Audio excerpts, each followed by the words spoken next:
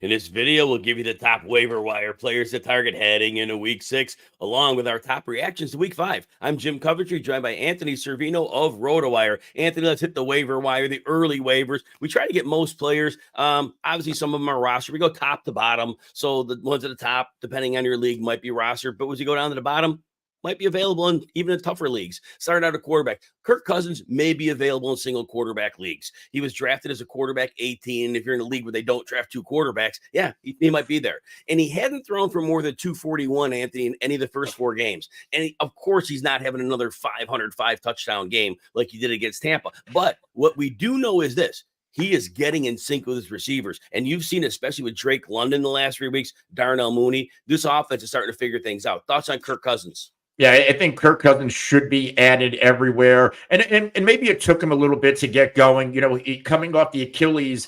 And I feel the same way about Aaron Rodgers. Week 1, both of them look like they might be done. Veteran quarterbacks, all pros, but you still have that in the back of your head. Can I still perform coming off this injury at this age? And I think we are starting to see the emergence of Kirk Cousins and what he really has with his weapons and the upcoming matchups. Carolina, Seattle, Tampa, again, Dallas. These are smash spots. Next player we'll talk about, this is a preemptive pickup only. Matthew Stafford. He has a bye in Week 6. Why would you want to pick up Matthew Stafford? He has been abysmal for fantasy. Cooper Kupp may be coming back after the bye. Maybe shortly after that, Puka Nacua is coming back. If you need a quarterback and you're looking forward down the road and you want to roster another quarterback, this may be the time to preemptively pick up Stafford. Anthony? Yeah, in fantasy, it's always good to get ahead of the market and look ahead. And looking ahead, the Rams are going to be getting healthier.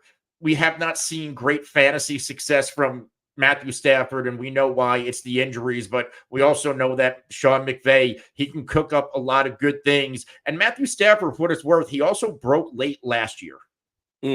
100% on that. Now, if you're in a 2 quarterback or a super flex league, I don't know if he's going to get the job or has the job, but Aiden O'Connell's second time this year, he came in relief for Gardner Minshew, came in late in the 3rd quarter against Denver, has very little upside, probably won't do much. But again, if you're in a 2 quarterback or a super flex league, every quarterback has significant value. Anthony? I mean, it can't get worse than Gardner Minshew. I wasn't really high on this quarterback room as it is, but I think this roster, once they figure out what they're going to do with Devontae Adams, and they have some nice players like Trey Tucker and Bowers, looks like the real deal, and Myers, there's enough juice there for Aiden O'Connell to perform. Now, Joe Flacco, obviously he played yesterday, played great again. Anthony Richardson may be close to getting back. But if you have a roster, even if Richardson's coming back where you got a stash of it, or if you have Richardson, we know his injury history for a year and a quarter. Having Flacco on a roster may not be the worst idea because as we saw with Shane Steichen coaching, we even saw it with Flacco in Cleveland last year. My goodness, he has just been a beast for fantasy. Anthony? Yeah, and we know Richardson's going to come back, and when he does, they're going to go to him. But there is, like you said, injury volatility. If you're like a super flex multi-quarterback league where you have to start 2 and you have a deep enough bench, I would not mind, as you said, Jim, stashing Joe Flacco because he might have to be used again. Going to running back now, take Bigsby, primary lead runner for the Jaguars against the Colts. Now, during the week, ETN was dealing with a shoulder issue, but there was like nothing leading up that sounded as if he was limited. It didn't look like he was having problems, but all that said, Bigsby was playing. Bigsby was dominating, 13 carries over 100 yards. ETN rushed for fewer than 3 yards per carry against a fairly soft Colts defense. Bigsby had been involved earlier. At this point, he's a hard runner, which might be better behind a bad line than a runner that's more elusive and needs to actually run real offense. Is Tank Bigsby somebody we should be looking at? Yeah, I think right now Bigsby's a must-add. He did play for the first time this year, 1 more snap than Travis Etienne. It was also the 3rd time this season that Bigsby outgained Travis Etienne in the rushing yard department, and he had a complete game yesterday, 129 total yards, 14 touches, 2 scores, and these matchups, the next 4, Chicago, New England, Green Bay, Philly, there's enough room for both of these Jags running backs to be performing in fantasy, especially in PPR. And actually, Bigsby outrushed ETN last week, 7 for 90 for Bigsby last week, where ETN 11 for 50. Yeah. And even if ETN was dinged up, he hasn't seen ETN more than 13 carries in a game. So there is definitely room. And we've known it ever since ETN's been there. They've always tried to reduce his role once they've given him work. So this is definitely a player you want to add. All right, next move, Ty Chandler. Now, Aaron Jones, it doesn't seem on early reports that the hip injury is serious. The Vikings have a week 6 bye, so that means Jones has 13 days to get ready. It doesn't sound as if Jones will miss much time, but like we said, it's a running back. Chandler was seeing about 30% of the work until that time. He didn't do very well when he stepped in against the Jets, but that said, he's a running back. There may be opportunity. Thoughts on Ty Chandler? Yeah, Chandler did not run well yesterday, even after the Aaron Jones injury. But he's going to be a matchup play. The Jets were, their defense especially was flying around yesterday. They played well enough for this Jets team to win and bottled up Minnesota's running game. But yeah, if Aaron Jones does miss multiple weeks and it's a hip and it could happen, this is a running back starved fantasy landscape we're in, and you might need to plug and play him in a flex spot. So Trey Sermon is next, and Jonathan Taylor has the high ankle sprain. The teams have been minimizing it. A couple of teams. Oh, like Christian Watson, mild high ankle. What does that mean? Maybe it means something. Maybe it means nothing. It's a high ankle sprain. It probably means multiple weeks. Trey Sermon did not look good early in the game. Actually, he was being outplayed by Tyler Goodson, who we'll get to later. But Sermon got work as the game went on, finally found the end zone. He was getting targeted. He had like 6 targets in that game, 16 touches, 63 yards, and a touchdown. Trey Sermon And Goodson were getting work, but the meaningful PPR touches, Trey Sermon dominated them. He also found the end zone late in that matchup. So if Jonathan Taylor misses time, it's not 100% going to Trey Sermon, but he's getting most of it, and he's also getting the valuable fantasy touches, like we said, in PPR, the pass catching opportunities, and he did fall into the end zone. Tyler Algier of the Falcons is next. Since week 2, he's getting about 9 touches per game. It's a pretty fair workload week to week. But in the last 2 games, what's been really weird, there have been high leverage times in the game where you would think that's definitely Bijan Robinson time. It wasn't. It was Algier on the field. 2 straight games. The workload hasn't gone up too high for Algier, but he has a real role in this offense. Anthony? Yeah, more concern when it comes to Bijan Robinson and why he isn't out there in these crucial times, but that benefits anybody rostering Tyler Algier because of type of usage. Past 2 games totaled 5 targets, 5 receptions, and 33 yards. He's going to start bringing a little bit of a high PPR floor if he gets this usage, if this usage continues. So Roschon Johnson of the Bears is next. He scored 3 touchdowns in the last 2 games, averaging 10 touches. Khalil Herbert is like a non-factor, playing 0 to 4% of the snaps. I think in garbage time, he had a couple snaps late. Yeah, that was about it. But he is the clear Roschon Johnson, change of pace to DeAndre Swift. Roschon's not getting all the goal line work. Swift is getting goal line work as well, but there's been enough in a couple soft matchups for Johnson. But that said, Swift has an injury history. Wasn't really hurt last year, but he has an injury history, and Roschon Johnson may not be a very good running back, but he's next in line. Thoughts? Yeah, I think Roschon has some standalone value here. This is now 3 straight games. He's gone over 8.6 PPR points, double digits in 2 of them. He also scored a touchdown in back-to-back games, which is significant. He's getting the inside the 5 rushes. Now, Swift isn't going to go away, but if you look at some of these rushing matchups when it comes to like opponents, Jacksonville next week's coming out of the bye, Washington, Arizona, these are matchups where both of these Chicago running backs can bring fantasy value. So you can use Roschon in a flex spot, even though Swift might be dominating the workload. Jalen Wright of the Miami Dolphins next. He has a really good game. 13 carries, 86 yards, 32% of the snaps. Devon Achane goes down early with a concussion. Raheem Mostert dominated work with 56% coming back from his chest injury. But here's the whole deal with Jalen Wright. He had a good game yesterday. He didn't look good in prior games, but if either Mostert, who has an injury history, and HN, don't know how long, if he'll miss a concussion, maybe the bye week is next week, so maybe there's no time at all. But that said, is Jalen Wright somebody we should be having on rosters right now? Yeah, absolutely. And he's somebody I personally have stashed on a few rosters that I have HN. Mostert doesn't look quite like himself, had a solid day yesterday. But if Achan goes down, Jalen Wright, if we looked yesterday, he looks like the better running back, at least to me, over Raheem Mostert. And he has a similar skill set when it comes to the speed and the pass catching ability of Devin Achan. So if Achan misses time, I think Jalen Wright might be the more valuable runner in that backfield. And again, just a reminder what I just said. Remember, there's a week 6 bye for the Dolphins. Mm-hmm. So HN will have 13 days to recover from that. We'll see how that works out. But a great call on that, Anthony. Blake Corum of the Rams. Yes, he only had 6 touches against the Packers, but here's the thing. Ronnie Rivers didn't see any touches. So it may be that maybe they moved Blake Corum now into that number 2 role, and it may not be much usage now, but Kyren Williams is seeing a lot of work. He missed 7 games as a rookie. He missed 5 last year. He also broke his hand in the playoff game, which he didn't miss time because they lost that game. But if Kyren Williams misses time and Blake Corum has moved into that number 2 role, it could be a stash. There is a bye for the Rams in week 6. So again, it may be a preemptive stash as well. Yeah, it's always good. Like you bring up the preemptive, get ahead of the market because you don't want to wait and have to use a top waiver priority or use your fab bucks when you can get these guys potentially free in their bye week.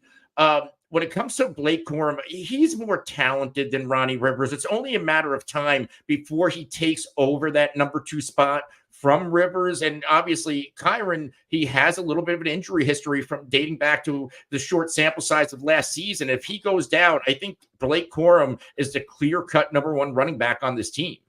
Next player is Tyrone Tracy of the New York Giants. He goes for 18 carries and 129 yards, taking over for Devin Singletary, who was injured. It was a game against the Seahawks. The Seahawks got most of their injured players back yesterday. Boy, Amathe missed, but they had everybody else in their front 7 that had been out against Detroit back. That said, Tracy lights it up. Singletary's last 2 games, 14 for 24 against Dallas and 16 for 65 against Cleveland. Is it possible that the coaching staff decides they want to give Tracy more work? I'm not suggesting he takes the role over from Singletary, but will Tracy be more than that afterthought player who's getting like 4 or 5 touches a game? Yeah, I think so. I like Tracy a lot this offseason. Hasn't been used as a receiver as I would like yet because he is a converted receiver in college. But Devin Singletary, like he's a good running back. He's not somebody to where if Tyrone Tracy keeps playing efficient football, it's not like they're going to, Devin Singletary, he has to be out there. No, Tyrone Tracy could certainly eat into Devin Singletary's workload. Devin Singletary's also, he's not the youngest guy in the world either. And they may want to spell him a little bit more. Like Tyrone Tracy should be added. He might be outside of Bigsby, my favorite running back to add this week. Yeah, no, because if he does get a real role, that explosiveness really looked good when watching the game yesterday. Tyler Goodson back to that Indianapolis Colts backfield continues to back up Trey Sermon if Taylor misses more time, as I probably think will happen. Goodson had 8 touches for 57 yards. He played well early. Again, he was the less used player, but again, with bye weeks and injuries, you might need help at running back. Anthony? Yeah, Goodson is a low priority because of the presence of Trey Sermon, and we really don't know the true status of Jonathan Taylor. But if you're in a bind, if you're in a 12, maybe 14-team, 16-team league, he should certainly be rostered. Yeah, there's no doubt. Question in the chat. Do you drop Devin Singletary for Tank Bigsby? What are your thoughts there? Singletary has been used a lot, and maybe it's because we needed to see, or the Giants needed to see Tracy in real game situations. Singletary's been okay, right? Like 9.2 PPR points in 3 games. And then he had the 2 straight with 16 and 20, bottled up by Dallas. I don't know. I think he's the guy still. It's hard to drop Singletary when he's been operating as the primary back, and he's been okay in 3 out of the 4 games. I don't know if I can do that. My line on Singletary is that man will survive the apocalypse because no matter what happens around him, no matter how bad he plays, he always finds a way in a significant volume. Buffalo, they were trying to show him the door so many times, kept Yeah. getting volume. When he was done there, you thought he was done. Nope, not even close. Continues to. So he's a reliable fantasy player. May not There be you go. high ceiling, but he's one of those guys. Drop somebody else because Singletary will always have a role. Again, if the apocalypse hits, there's 10 humans alive. He's one of them. He's going to be on the field. Oh, my gosh. Daria Gundawale of Houston Sex is really, if Joe Mixon and Pierce have been out like 4 weeks each, but if they keep missing time, which who knows? Who knows? Maybe they're both back next week. But Ogunbowale is averaging 3.5 receptions and 48 scrimmage yards in those last 4 games while those running backs have been out. And he had a 65% snap share, 68% snap share yesterday, catching 6 for 57. Not good as a runner, 15 for 30, but clearly played almost more than double the snaps of Cam Akers. Again, this is only if you think those running backs are going to miss more time and you need a bye week PPR guy. Anything on Ogunbowale? I mean, this is now 2 straight weeks from Dare Mubawale with over 14 PPR points, getting 7 and 4 targets. Last week, getting the volume over Cam Akers, and Buffalo's run defense isn't great, and neither is Jacksonville's. But again, this is another. If you look down the line, some of these matchups, the Patriots, Green Bay, the Colts, they're all really nice matchups for enemy running backs. And I like Ogunbowale, and I might be more inclined to start him over Cam Akers at this point. Yeah, there's no doubt. Cam Akers, like I said, the 2 games he fell in the end zone, he got you a little something. If he doesn't fall in the end zone, he's a complete zero for fantasy. Like, not complete, but close to it. Ogunbowale is the better option. Even in those games when Akers is falling in the end zone, he's still probably better. Justice Hill, at least 6 touches in the last 4 games, averages 3.4 receptions per game. Broncos, again, I'll go to the next one later, but Justice Hill, low ceiling PPR fill-in. Anthony? Certainly. The issue with Justice Hill, he's not getting a lot of run as a running back. And if we look at how he's being used, it's in a strict PPR role, which is fine. But what if he's not used that week and you have to put him in your fantasy lineup? So he's more of an emergency stash or an emergency start in PPR leagues. I don't exactly depend on him, even though he does give us these spike weeks. It's hard to know when they're going to come. The deepest scrape of the barrel at running back. Again, some of you are in these 14-team leagues. There's no waiver wire. Amir Abdullah. I laughed when I said I couldn't even get the name out right. If Zamir White continues to miss time, Abdullah could be the backup. He had a long run in the game. He had 5 rushes, 3 targets, 51 yards at a score. Aging player, not a very good player. But again, if Zamir White misses more time and you're stuck, go ahead on Amir Abdullah. Yeah, I agree. This is not a great backfield to have a part of, but this is also a very light running back landscape in fantasy, injuries, and now we have bye weeks to contend with. You might have to use them.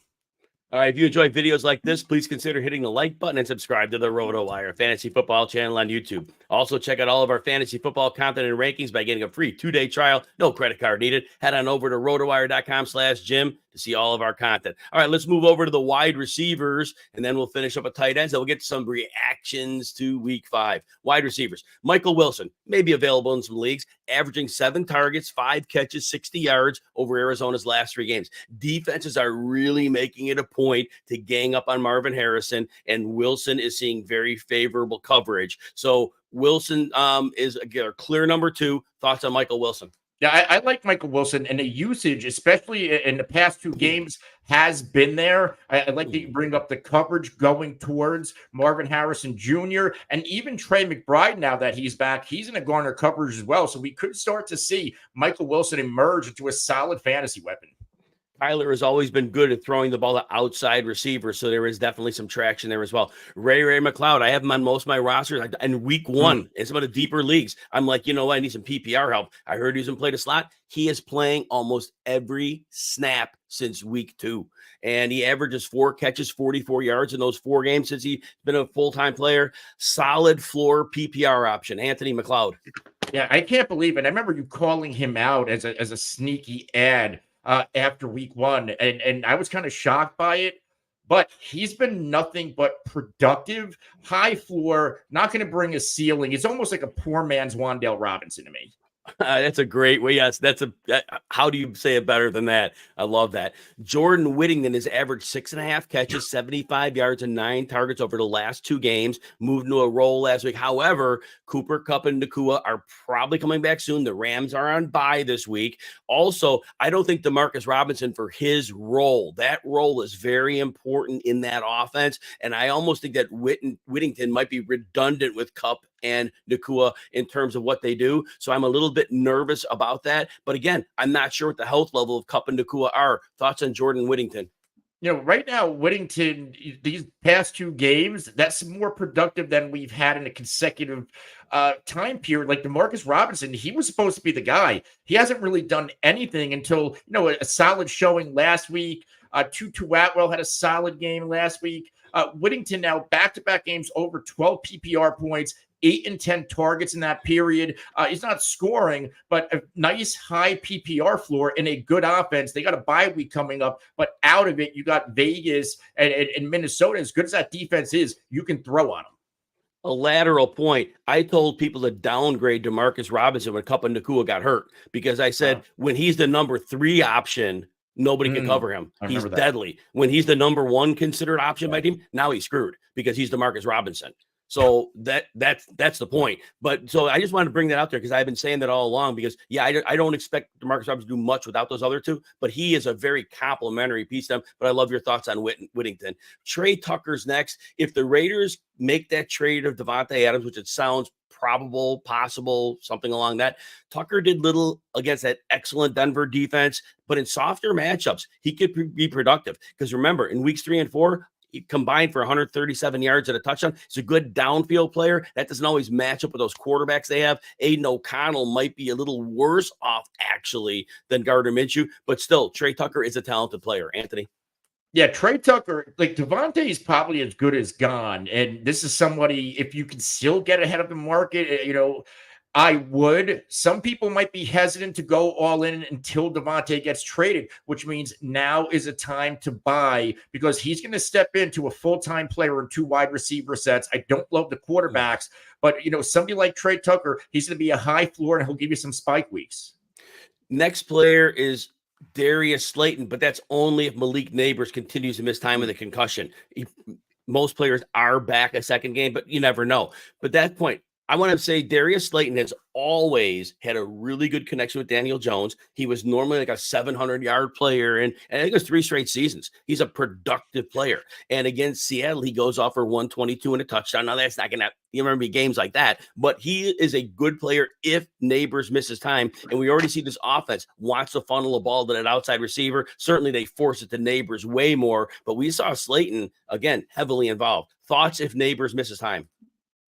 Yeah, they're throwing the ball well in New York. And I think a big part of it is we are finally starting to see this offensive line gel for the first time in a long time this year. They're protecting Daniel Jones, and they're giving him time to make good decisions, which is something that we haven't said about Daniel Jones a lot. But Darius Slayton's been there for a long time, has a rapport with Daniel Jones. And if Neighbors does miss time, he's going to be a usable fantasy option. And again, nice matchup. Cincinnati, Philly gets tougher against Pittsburgh. They get Washington, Carolina going into the bye. So obviously, we don't think Neighbors going to miss that much time, knock on wood. But certainly if he misses another game or 2, you can use Slayton. Right. And now we're getting to the scraping of the barrel part here. The last 3 players, wide receiver, little Jordan Humphrey. He has at least 37 yards in 3 of Denver's last 4 games. A low ceiling player, but he's obviously again, it's Sutton, but then it's Humphrey. And Humphrey in many games has gotten targets. He's on the field often. Again, if you're scraping the barrel, deep league, injuries, bye weeks, little Jordan Humphrey. Go ahead. This Denver team, they're winning games somehow. And Bo Nix is slowly looking like an okay quarterback. There's not a lot for him to work with. I would say Humphrey's more of an injury-dependent player and an emergency player if you had to use him in fantasy. All right. Next player, Xavier Hutchinson of the Houston Texans. Nico Collins leaves the game with a hamstring injury. The team's deeming it day-to-day, but we have no idea what that really means. But once Collins left, Hutchinson took over the snap share, played 71%. So he was the replacement. He didn't do much, 2 for 31 on 3 targets. But remember, Buffalo secondary is the outside corners are very good. Nico Collins beats anybody, but Xavier Hutchinson, and I think they well, as we go on, if he has to sub in for Collins, he's not putting up Collins production, but he might have a somewhat of a floor. Anthony, what happens to Tank Dell in this situation? Because I think the immediate reaction, well, Nico Collins goes down, all that volume is going to go to Tank Dell. Nico Collins plays a unique role in this offense with where he lines up at receiver and how he's used. So I don't know if Xavier is going to give us those big monster Nico Collins games, but he's still going to be used as a chain mover. Exactly. So there are going to be some targets there, right? There is no replacement for Nico Collins, but he'll be in those snaps, and there will be some potential value there. And then, real quick on the Tank Dell thing, I was telling everybody when they got rid of their fullbacks and they were going to go 3 receivers or even 2 tight ends, teams were going to play pass on them. They were put a shell over the top. To me, that put Tank Dell in a world of hurt because he was living on those deep shots when they had fullback on the field. They're not getting that look anymore, and that really hurt Tank Dell. Last wide receiver before we get to tight ends, and I know we got a chat question about tight ends. Obviously, we'll cover that when we get there. Odell Beckham could be a player to stash. He did nothing on 2 targets, but of course, is Tyler Huntley a quarterback? But if Tua Tagovailoa does return in week 8, Beckham would be the number 3. But again, what defense could focus on him when you got Tyreek Hill and Jalen Waddle? Anthony? Yeah, I actually drafted it, especially in best ball, a little bit of Odell Beckham Jr., just because, Waddle did miss some time last year and earlier in his career. Maybe there's some run for Odell Beckham Jr., but this team might need a spark. And OBJ as a number 3, like you brought this up about DeMarcus Robinson, how good he is if you take the coverage away from him. Well, it's still OBJ. And if he's getting the nickel cornerback, even at Odell Beckham's age, he's going to be able to put some hurt on a defense here and there. Anthony, you just pulled it off. You were able to make a comparison to DeMarcus Robinson and Odell Beckham. Congratulations on it. It was a right one, though. I see Charlene's in the house. Good morning. Glad to see you back. Tight ends. So we had a question earlier. If Kyle Pitts was dropped, going into that game against Tampa, it was said the team was going to focus on getting him the ball, and they definitely got him the ball. Everybody ate. There was 500 passing yards. That said, Kirk Cousins is getting a little better, obviously a lot better, with the rapport with his pass catchers. As to how much goes around, it's clear that London and Mooney are focal points of the offense. Ray McLeod really hurts Pitts because he has been productive in that slot role, and they haven't really weaponized Pitts enough. But I think that Pitts is not going to be the top 4 tight end, but I do think we could see him emerge back to being a top 10-ish tight end. Anthony, thoughts on Kyle Pitts? Kyle Pitts, we're waiting for this breakout. I don't know if it ever happens. Maybe he's a late bloomer like Vern Davis. But if this Falcons offense is humming the way it did last week, and I went over the matchups a few times earlier, there are good matchups coming up. I do think Kyle Pitts is going to be a part of it, and you can't bench a player with his talent in your fantasy lineups. No, and I mean, he had a 2 for 59 and then against Kansas City, and he was interfered with in the end zone. So there was that one. But that said, you know what? Since we're talking about this team, and I had a question from Charlene about Mooney, do you consider Mooney a fantasy starter? I've considered him a flex all along. We drafted him that way. Do you see him as any better than that right now? I mean, he had an 8 for 66 3 weeks ago. He had a 3 for 56. And then obviously the big game where everybody went off. He goes 9 for $105 and a pair of touchdowns. How are you viewing Mooney right now? Certainly a flex, and I do think that he has wide receiver 2 consideration. Since week 1, when that Falcons offense was kind of dead, he's had at least 6 targets in every game to go along with the aforementioned fantasy production. And this string of matchups upcoming, they're smash spots. And it seems like if you parallel Drake London and Mooney, when one does well, so does the other.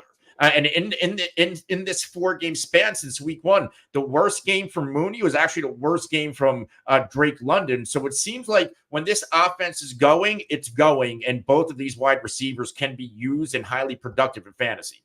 No doubt. Let's finish the tight ends. Then we got a couple questions. We'll grab in the chat, and then we'll get to our reactions. All right. So TJ Hawkinson, obviously, if he's out there in some leagues, he might be, but he did return to practice. They have a bye this week. Don't know what it'll be like when he returns, but what do you got to lose? Maybe he comes back and he plays at a high level. I'm a little concerned there are no reps with Sam Darnold, but the tight end landscape is very, very rough. So if Hawkins is out there, get him on your roster. Anthony? Yeah, Hawkinson might be rostered in a lot of spots because of the IR spot in a lot of leagues, but some leagues don't have that IR spot. It's always worth it for you, even if you think he's rostered, do your due diligence and go search him out. Because if he's there, it's hard to find a guy with his upside on a waiver wire available. And you know, you could do that with guys like Cooper Kupp too. You never know who people drop and why. There's no doubt. Next player is Tucker Kraft. And Tucker Kraft, he was playing way more snaps than Musgrave all along. It was very little production. 2 for 37 in the opener, back with the 2 for 16 and a 2 for 24. He did nothing. But the last 2 games, he's gone off. 6 for 53 and a touchdown on 9 targets last week. This week, 4 for 88 and 2 touchdowns on 5 targets. He's playing 85% of the snaps the last 2 weeks. Again, I don't know if he does this every week, but what tight end does? Tucker Kraft, Anthony. Yeah, Kraft is playing, looks like the best football of his career as a pass catcher. Good matchups that he's exploiting, getting the volume. Now, what happens? I'm trying to look ahead. Whatever's going on with Romeo Doubs, there are potential that he gets traded. And that's one less mouth to feed. There's some injury volatility with Christian Watson. So there's something here with Kraft and Jordan Love. I noted this last week that, you know, he's had the red zone looks in the games that he's played with Jordan Love this season. He finds the end zone this week. So I think he's going to be an every week fantasy starter. If he's on waivers, you absolutely, I would go at least 50% or more on him. The next one, I got to bring up Mark Andrews because after 2 goose eggs, he was probably dropped in some leagues. And here's what I want to point out. In the 2 goose egg games, the Ravens didn't throw the ball. They had 15 and 18 attempts. And in the 18 attempt games, 9 of those attempts went to Justice Hill and Derrick Henry. There was no passing to the pass catchers. In the 2 games that surrounded, so we're talking week 2 and week 5, when the Ravens actually threw the ball, Mark Andrews had at least 50 yards in each of those 2 games. Now, Lamar screwed up. Lamar had Andrews for an easy touchdown, and he threw the ball behind him inside the 5-yard line. He could have walked in the end zone. He had to reach back, and then at that point, he got tackled like at the 1-yard line. So he should have ended up with a touchdown that game as well. That's neither here nor there. But in games where the Ravens have to throw the ball, they're using all their tight ends, even Charlie Kohler, but Mark Andrews still is a good player. Anthony? Yeah, if he's dropped, pick him up. You know, you noted this all season long about the Ravens, how they're not using Mark Andrews when they don't have to throw the football. And there's a couple of matchups ahead, especially the next 2, Washington and Tampa. These are really good offenses at throwing the football. We know the Achilles heel of this Ravens defense is stopping the pass. We could be looking at shootouts in the next 2 weeks, which means Mark Andrews should be your fantasy lineup. And Kohler actually caught a touchdown yesterday. He did, and I think he led the 3 of them in yardage as well. So there's definitely that. But again, Mark Andrews will be very dependent on how much the Ravens run. If they and we don't know how that's going to happen because when the running game gets rolling, they're not going to throw the ball. So it's going to be a little bit of a ride with Mark Andrews. But it's not about talent; it's about pass attempts, and that's simple. Tyler Conklin of the Jets is next. 23 targets over the last 3 games. He's averaging 5 catches and 53 yards. He is getting incredible volume. And if you're in a 12-team league, in a PPR league, you got to consider playing him with that volume. Yeah, I don't mind that at all. PPR changes the game because you don't really need the yards or touchdowns to bring fantasy value. So, yeah, I'm with you on using them. Next one is Cade Otton of the Tampa Bay Buccaneers, at least 44 yards in 3 straight games, averaging 7 targets. Now, certainly that could go away at a moment's notice. But again, if you're scraping for tight end, you want to ride the wave, you got a bye week, Cade Otton is somebody you could consider. Anthony? Yeah, Otton had a little bit of a letdown last week after back-to-back solid games, but there's a lot of volume to be had in this Tampa passing attack right now. It is firing on all cylinders with Baker Mayfield and Liam Cohen, whatever they're throwing out there. So Cade Otton should not be on waivers. Cole Kmet, I may have should be able to place him higher on this list, but I think his role is kind of up and down. He has at least 3 catches in Chicago's last 4 games, 2 of those games at least 57 yards, but they do have 3 receivers. Keenan Allen is hopefully getting healthier at some point. I hope it's just health keeping him down. But all that said, Kmet's a strong player, but he has a 4-yard game, a 27 and a 34 with the 2 good ones mixed in. So like all these tight ends, they've all got boom bust potential. Thoughts on Cole Kmet? Yeah, Kmet, since week 1 has been dominating the snap share. So Gerald Everett's an afterthought right now. But 7 total targets in the past 2 games after he had a 2-game period with 16 total targets. So the volume has to really be there for Cole Kmet to produce. The next few matchups aren't great. I think he should be rostered if you have a deeper league. He shouldn't be on waivers, but Cole Kmet to me is a matchup play. Last tight end, Colby Parkinson, 25 targets over the last 3 games. But remember, the Rams have a bye this week, and if Cooper Kupp comes back and if Puka Nacua is soon behind him, those targets could dry up significantly, because even when Tyler Higbee was going back in the day, he'd have his games, but then he would just disappear. So just understand, it's a function of the offense right now. And they threw a lot of passes against Green Bay. But anyway, Colby Parkinson. Yeah, going into the bye week, we could see Colby Parkinson be dropped in a lot of leagues. But if you're somebody who maybe didn't draft tight end well, you're dealing with injuries, Colby Parkinson is not somebody that you want to leave out there. I would pick him up and stash him because you got the Raiders, Minnesota, and Seattle coming up. And I get what they're saying. Cooper Kupp should come back, but they also downplayed his injury as well. So we really don't know the true status of Cooper Kupp. No, we don't. And he would have gone on IR, it sounds like, but there was a procedure. They had too many people on IR, and you could only do so many designated return types of things, or even the 4-week thing. You can only do IR so much. And so that's what I heard. It was a procedural move. They couldn't afford to put him on there, although he needed to be. Let's quick hit a couple of chat questions, then we'll get to our reactions. This is a tough one. Wicks, Downs, or Dell for flex rest of schedule. Downs, to me, needs Joe Flacco to be at his best. Wicks needs somebody else to be off the field, although he did very little yesterday.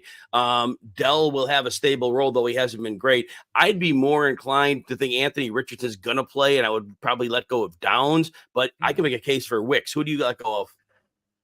Downs has been phenomenal with Joe Flacco, but that's with Joe Flacco, and they're not going to keep Anthony Richardson off the field. So I think of these 3, I would drop Downs because he has the least value with the starting quarterback. Now, if you could try to trade Downs, it's a great sell high opportunity. A lot of people don't realize it's a lot about the quarterback because Downs is a very good player. Let's see here. Drop JSN or Singletary for McConkey. If you need the wide receiver help, I would drop Singletary, but I'm not dropping JSN. Yeah, let me see if I find any other questions on here real quick, and we'll get through. Let's see. We answered that one already. Get through these pretty quick so we get rolling. Charlene goes, Andrews or Likely. Again, Likely had the 2 touchdowns, but he only caught 2 passes for 13 yards. It does seem, again, 2 goose eggs for Andrews, but it seems like Andrews is going to have more targets over time. They're probably close to even, though. What are your thoughts, Anthony? We've seen more production overall from Isaiah Likely, but if he's not scoring, he's not bringing the fantasy value, at least not since week 1 when he popped for all those yards. That was against Kansas City. They're the worst team in the NFL at defending tight ends. I think long-term, I want to roster Mark Andrews. Yeah, and last question before we get to our reactions. Charlene asked, can you start Daniel rest of schedule? You have Murray. Look, I love Kyler Murray, and he was great yesterday, but Jaden Daniels is running like nobody's business, and he's putting up fantasy points. And at the end of the day, he's a top 3 quarterback. I see Murray as a top 6 quarterback. So while Daniels is healthy, I say you play him. What are your thoughts, Anthony? Yeah, I think you have to ride this wave of Jaden Daniels. I mean, the Browns defense, they were at least playing well, like against fantasy quarterbacks. They were top 6, and Jaden Daniels continues to just thrash everybody in front of him. Now you got Baltimore and Carolina as your next 2 matchups. I don't think a conversation is to be had about benching him until week 8 when you get the Chicago Bears. Then I think we look at, well, who's Arizona playing that week? No doubt.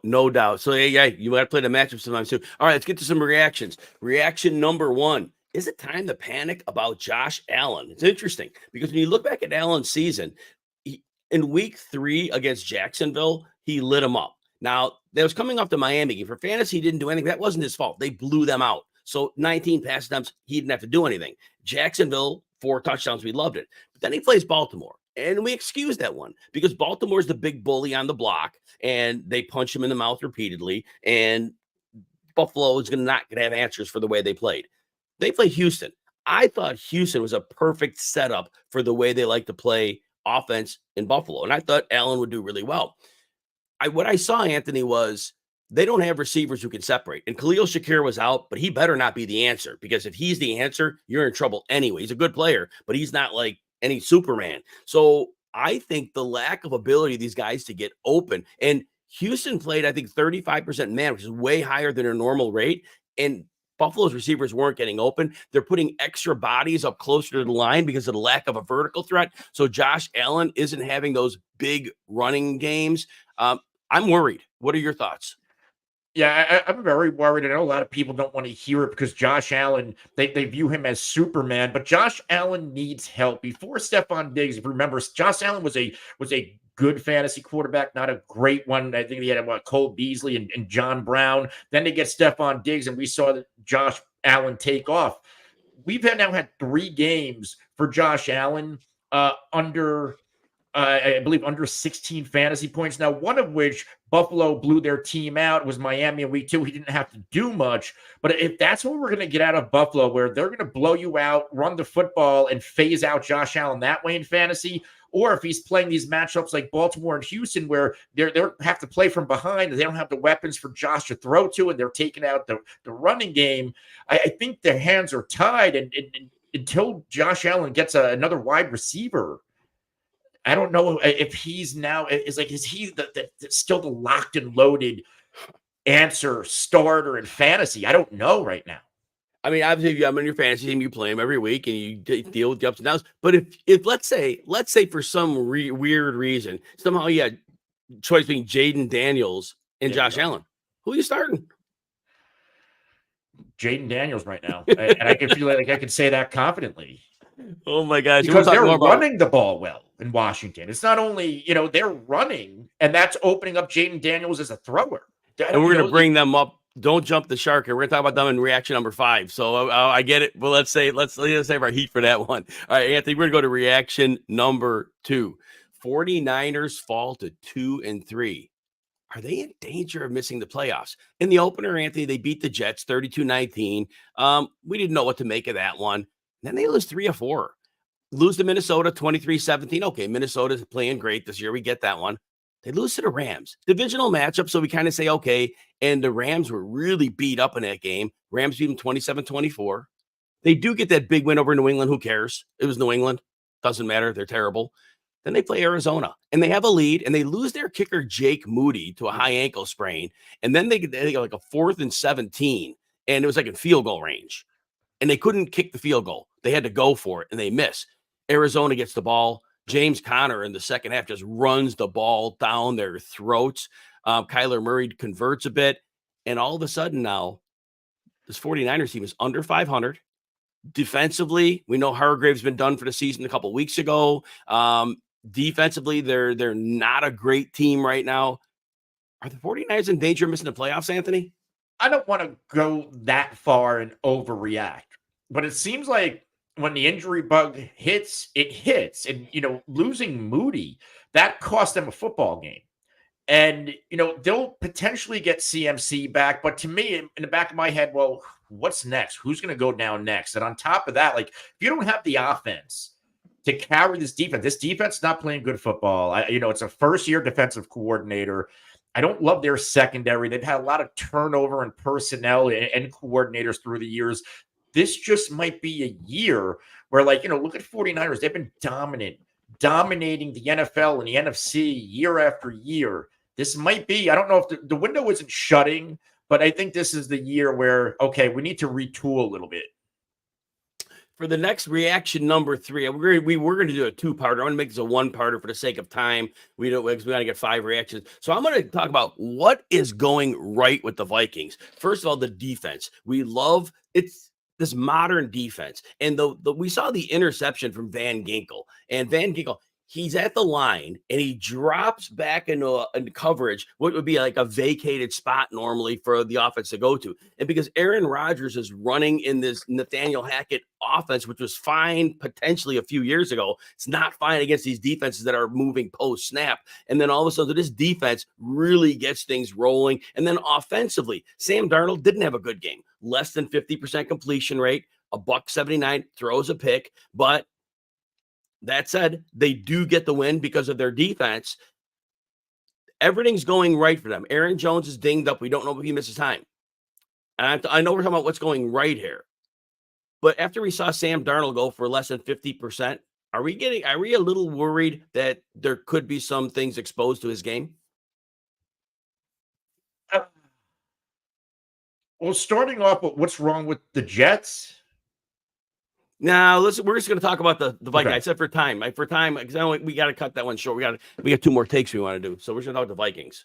Well, what's going on with the Vikings? I think they were exposed a little bit because a big part of that offense is Aaron Jones. Ty Chandler is a good compliment, not a great runner. Aaron Jones, with what he brings as a runner and in the passing game on screens, I do think that limits what Sam Darnold can do.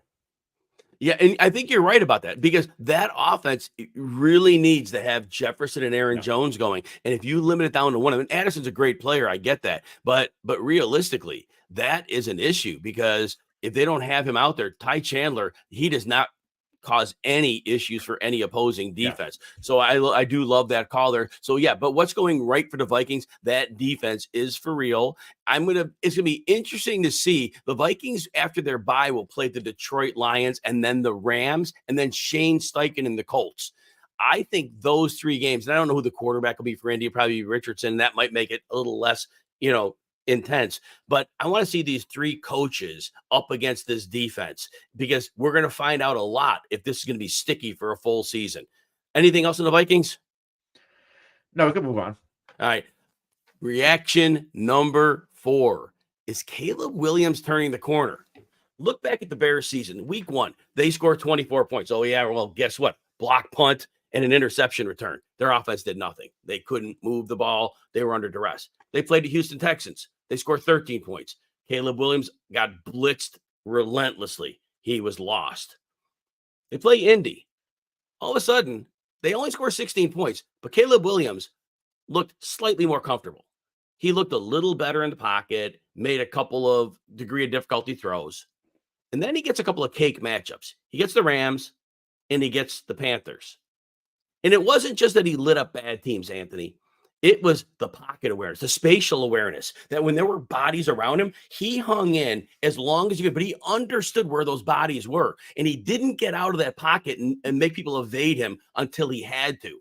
And he made a throw to DJ Moore for a touchdown late in the first half, where he had trips on one side and he looked the safety off. And he basically worked the safety.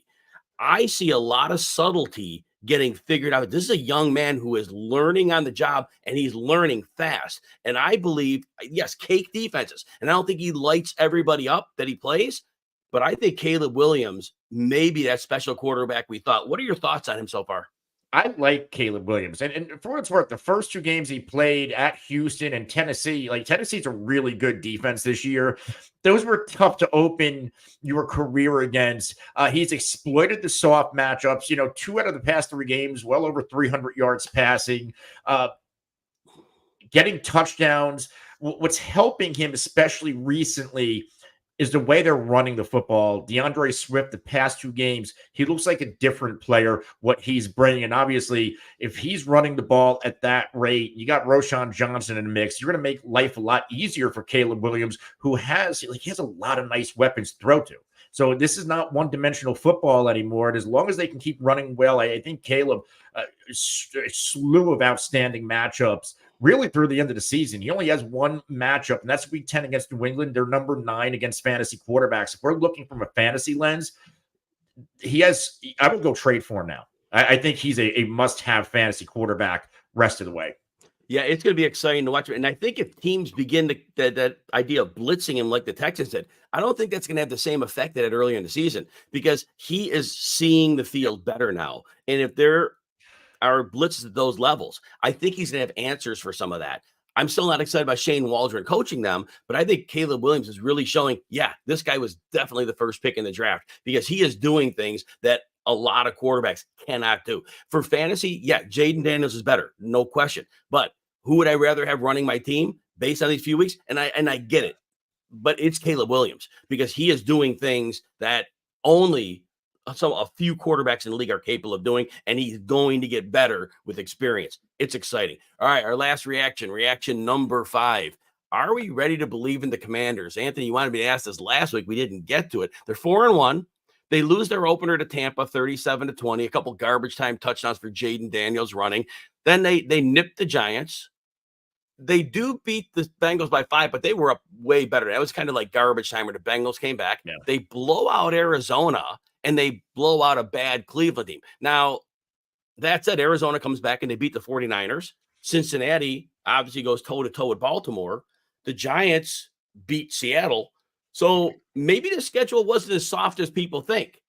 But that said, I really want to see in the next month, they're going to have games at Baltimore, against the Bears. They're going to see the Giants again. And a rematch will be fun to see him in a rematch for a defense that knows what he can do. And then Pittsburgh. I can't wait to see that stretch. But are you believing in the Commanders at 4-1? Yeah, I'm fully bought into this football team. What I love about this team is they're running the ball. And that obviously, I just talked about it with Caleb. That's going to help a young quarterback develop as a thrower. And the way they're winning games, I'm a Cowboys fan. I know Dan Quinn really well. When Dan Quinn's defense was at its best and most opportunistic, it's when the offense get off to a fast start, you got a 2-possession lead, and they're just bringing pressure and creating turnovers. And that's what we're seeing right now in Washington. They're getting off to a fast start and letting Dan Quinn do his thing on the defensive side of the football. And this isn't even a defense that's fully – they don't have a lot of great talent there either. I'm not the first person to bring up this comp, but I really thought about it last night. Robert Griffin III in 2012 was the Washington, at the time, whatever their name was. I'll say whatever their name was. I know what it was. That was a different team back then. But as a rookie, Robert Griffin III, Washington makes the playoffs. Throws 20 touchdowns and 5 picks. So he's great. 8.1 yards per attempt. And just like Daniels, it was all those downfield, dropping the bucket passes. Beautiful. And Griffin runs for 815 yards and 7 touchdowns. So he was like the dual threat, and he was just crushing it. And then he was a sleight of frame guy, just like Jaden Daniels, very sleight of frame. And he took a beating, and that was the end. He never bounced back. First it was a knee injury, but then he never bounced back. With the size of Jaden Daniels, that was my concern going in, that he is such a slight quarterback that he could get physically beaten. Are we still have that in the back of our mind, or because are we on 5 good games and we're kind of forgetting about that?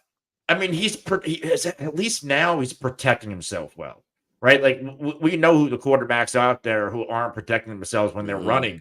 And you know, look at Anthony Richardson. He has a big frame, and he's always hurt. So as long as Jaden Daniels is smart and protects himself and doesn't put his body in harm, I think we'll be fine. All right. So Wednesday, this show will be back. I'm with Joe Bartle. We do weekly ranking show. Start sit show is on Sundays, 11 a.m. Eastern. Make sure that you're checking the RotoWire Fantasy Football YouTube page and our socials, because Anthony's doing videos. I'm doing videos, short videos, medium length videos. These are coming out all the time. Yeah. So make sure you're hooked up with our information, because we're trying to get you set all week long. We had a lot of great people in the house. We got Uncle Ted, who's always with us. Charlene, hadn't seen you much lately, but I'm glad you're back. BR25X, Robert was here. We had a bunch of great people here earlier on. We had some others, missing a couple names, but Tyler Sperry was here. So everybody who was hanging would say, we really appreciate you. Thanks for hanging out. I missed your name. I didn't see it in there, so it's on me. For Anthony Cervino, I'm Jim Coventry. Have a great rest of the day, everyone.